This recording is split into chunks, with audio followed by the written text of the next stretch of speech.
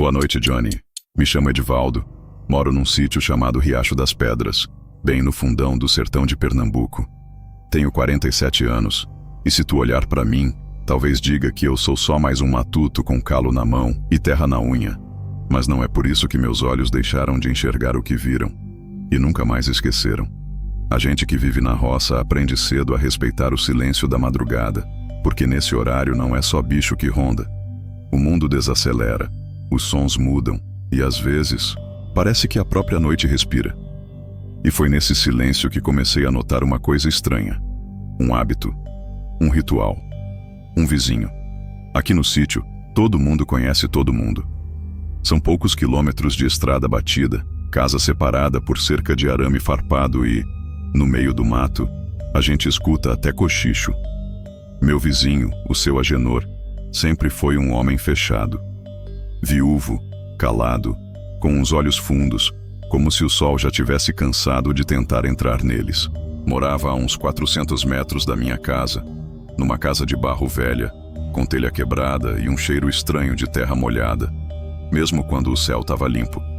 A princípio, eu achava que era coisa da minha cabeça. Acordava para ir no banheiro lá pelas 3 da manhã e toda vez via aquela luzinha de lamparina tremendo no escuro, lá na beirada do terreno dele. O estranho é que logo em seguida eu ouvia o rangido do portão enferrujado se abrindo. Comecei a perceber que era sempre no mesmo horário, 3 em ponto. No começo, achei que ele estava indo ver algum bicho doente, essas coisas. Mas fui notando o padrão. Ele saía com uma enxada nas costas. Andava devagar, mas firme, dando a volta no terreno dele, sempre pelo mesmo caminho, como se seguisse uma trilha invisível. Uma vez, vi ele parando no meio do mato, agachando, e depois voltando sem falar com ninguém, como se nada tivesse acontecido. E foi aí que começou o incômodo. Sabe quando algo simples começa a incomodar mais do que devia? Como uma goteira que pinga sempre no mesmo ritmo, ou um sussurro que tu não entende, mas que parece querer te dizer alguma coisa. Era isso. Aquela rotina dele começou a virar um tipo de assombro na minha cabeça. Não era o que ele fazia. Era o jeito que fazia. Silencioso. Preciso. Como se tivesse medo de errar. Ou como se estivesse seguindo ordens que só ele ouvia. Eu comecei a reparar mais. Passei a deixar a luz do quarto apagada e a cortina meio aberta, só para ver melhor. Algumas noites ele andava por mais tempo, outras menos, mas nunca deixava de sair, e sempre com aquela enxada nas costas, como se fosse um pedaço dele. Teve uma vez que ele passou tão perto da minha cerca que eu quase chamei por ele, mas algo me travou. Um arrepio que correu pela espinha, sabe? Como se minha voz pudesse despertar alguma coisa que era melhor continuar dormindo. E, Johnny, foi nessa noite que eu decidi que ia seguir ele. Não por coragem, mas por agonia. Por aquela curiosidade burra que a gente tem de cutucar o que tá quieto. Talvez por querer provar pra mim mesmo que não era nada demais, só um velho com manias de velho. Mas tem uma coisa que aprendi tarde demais. A curiosidade pode cavar buracos mais fundos do que a gente consegue sair depois. E quando comecei a seguir os passos dele, lá naquela terra batida da madrugada, entendi que tem coisa que não devia ser vista. Tem gente que carrega fardo que não é só dele. Tem lugar que a gente pisa e leva poeira pra dentro da alma. E foi assim que tudo começou. Naquela noite eu não dormi.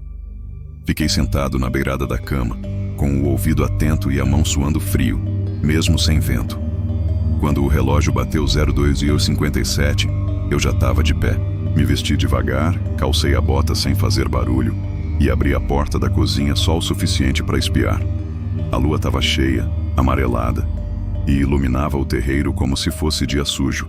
O céu estava limpo, mas o ar parecia pesado, espesso, como se o tempo estivesse engasgado. Às 03 em ponto, ouvi o portão do seu Agenor abrir com aquele rangido triste. Ele saiu devagar, como sempre, com a enxada no ombro e os olhos fixos no chão. Eu deixei ele se afastar um pouco e fui atrás, tomando cuidado para não pisar em galho seco. A única coisa que se ouvia era o som das cigarras e, de vez em quando, um cachorro latindo lá longe, como se sentisse o que vinha caminhando ali. Ele não olhava para os lados. Caminhava em círculos ao redor do próprio terreno, com uma precisão que parecia ensaiada. Dava para ver que os pés dele já tinham feito aquele caminho centenas de vezes, porque a terra ali estava mais batida, sem mato, como uma trilha secreta. O curioso é que, quanto mais ele andava, mais eu sentia um incômodo no peito, uma ansiedade sem nome. Não era só medo. Era como se alguma coisa dentro de mim soubesse que aquilo estava errado. Depois de uns 15 minutos andando, ele parou. Ficou ali, de costas para mim, bem embaixo de uma árvore seca, dessas que parecem ter morrido em pé. A madeira estalava com o vento, e a enxada desceu devagar do ombro dele até o chão. Com movimentos lentos, ele começou a cavar. Mas não parecia que ele estava limpando terra, nem abrindo buraco de plantio. Era diferente. Era como quem procura alguma coisa que escondeu da própria memória. Eu me aproximei mais, meio escondido atrás de uns galhos. E foi aí que eu percebi uma coisa que me gelou. Ele não estava cavando para frente. Estava cavando no mesmo lugar. Um buraco fundo, já gasto, como se ele abrisse e fechasse aquilo toda noite. E quando a lâmina da enxada bateu em algo duro, ele parou, se ajoelhou, começou a desenterrar. O que saiu dali não era semente, nem raiz. Era um embrulho de pano encardido, amarrado com um nó grosso. Ele abriu devagar e o cheiro chegou até mim. Forte, ácido, podre. Tive que tampar a boca para não vomitar. Dentro do pano, tinham ossos, pequenos, finos demais para serem de bicho do mato. Ossos humanos, de criança. Meu corpo travou. Agenor ficou encarando aquilo por uns segundos. Depois falou baixo, como se estivesse conversando com alguém que eu não via. Eu voltei, como toda noite. Tô aqui, de novo. E então, algo respondeu. Mas não foi em palavras. Foi um som. Um estalo seco vindo do meio da escuridão, como se o galho tivesse quebrado sozinho. E aí, mais um. E outro. Até que o mato em volta começou a se mexer. Mas o vento tinha parado. Johnny, eu juro por tudo. Não tinha ninguém ali. Mas ao mesmo tempo, tinha. Agenor levantou. Começou a falar mais alto, nervoso, como quem discute com alguém que não quer ouvir. Eu enterrei como vocês mandaram. Toda noite eu venho, toda noite. Já fiz o que me pediram. E então ele virou bruscamente como se tivesse escutado passos atrás dele. Eu me abaixei rápido, mas vi os olhos dele, tão arregalados que pareciam escapar da cara.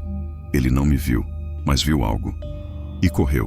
Largou a enxada no chão e correu de volta para casa, tropeçando nos próprios pés, se arranhando no mato. Eu fiquei ali, paralisado. A única coisa que se movia era a minha respiração, descompassada, tentando entender o que eu tinha acabado de ver. Me aproximei do buraco. Os ossos ainda estavam lá. Mas agora eles estavam se mexendo. Lentamente. Como se algo dentro do pano respirasse. Eu recuei, tropecei e corri também. Naquela noite não voltei para minha casa. Dormi dentro do galinheiro, trancado, com o rádio ligado bem baixinho, como se aquilo pudesse me proteger de alguma coisa que eu nem sabia dar nome. No outro dia, voltei lá, só por curiosidade, mas não tinha nada. Nem buraco, nem enxada, nem marca de pegada, nada. Como se tudo tivesse sido engolido pela própria terra. Mas naquela noite seguinte, às 3 em ponto, o portão de Agenor rangia de novo. E eu sabia que ele ainda estava lá fora, andando em círculos. Depois daquela noite, algo dentro de mim mudou. Eu não conseguia mais olhar para o seu Agenor da mesma forma. Aliás, nem conseguia olhar para ele direito. Evitava passar perto da cerca, deixava o rádio ligado até mais tarde e comecei a dormir com a luz do banheiro acesa, como criança com medo do escuro. O pior é que ele também parecia ter mudado. Já não saía tanto de casa durante o dia, e quando eu o via, os olhos dele estavam mais fundos ainda, como se cavassem para dentro da alma dele, sabe? Como se aquilo que ele carrega nas costas fosse muito mais pesado que uma enxada. Mas foi uns dias depois que a coisa ficou pior. Eu comecei a ouvir a enxada. Isso mesmo, ouvir. Mesmo sem olhar pela janela, mesmo com o rádio ligado, mesmo com o barulho do ventilador, eu escutava aquele som seco e ritmado de metal batendo na terra. Choque, choque, choque. Sempre às 3 da manhã. Às vezes eu sonhava com o som. Acordava suando, com o coração disparado. Mas quando levantava, o som ainda estava lá, real, ecoando do terreno ao lado. Pensei em contar para alguém, mas dizer o quê? Que eu vi um velho desenterrando ossos no meio da noite e falando com o vento. Que a terra parece esconder coisas que ela mesma quer esquecer. Aqui no sertão, a gente aprende a calar mais do que a falar. Principalmente quando o que se tem para contar é coisa que ninguém quer ouvir. Mas eu continuei observando. Era mais forte que eu. Como se uma parte de mim tivesse sido contaminada por aquela trilha de passos, por aquele silêncio pesado que envolvia a casa do Agenor. Comecei a anotar num caderno. Dias, horários, padrões. Toda noite. 3 da manhã. Passos, cavar, falar sozinho, voltar. Só que certa madrugada o som parou. Era 03:15 e nada. Esperei mais um pouco. Nada. Resolvi olhar. A casa dele estava com a porta aberta. A lamparina acesa no chão da varanda. A enxada, encostada na minha cerca. Era como se ele tivesse vindo até mim. Como se de alguma forma ele soubesse que eu estava acompanhando tudo. Aquele tipo de saber que não é dito, mas sentido. Como quando a gente sabe que tem alguém atrás da gente, mesmo sem ver. Passei o dia com o estômago embrulhado. Fui até a venda do seu Elpídio e perguntei se tinha visto o Agenor. Ele disse que não via o homem fazia 2 dias. Ninguém mais tinha visto. Voltei para casa à tardinha e lá estava a enxada. No mesmo lugar. Como um presente macabro. Como uma herança. Naquela noite, quando deu 3 da manhã, o som voltou. Mas não vinha da casa do Agenor. Vinha da minha horta. Choque, choque, choque. Levantei trêmulo, fui até a porta com a respiração presa e quando olhei pela fresta, não tinha ninguém. Mas o som continuava. Vinha da terra. Peguei uma lanterna e fui até lá, mesmo sem querer. Mesmo com o corpo dizendo para não ir. A terra estava revirada, como se alguém tivesse cavado há pouco. No meio da noite, com o ar parado, aquilo parecia um túmulo aberto. Me aproximei e vi algo brilhando entre os torrões de terra solta.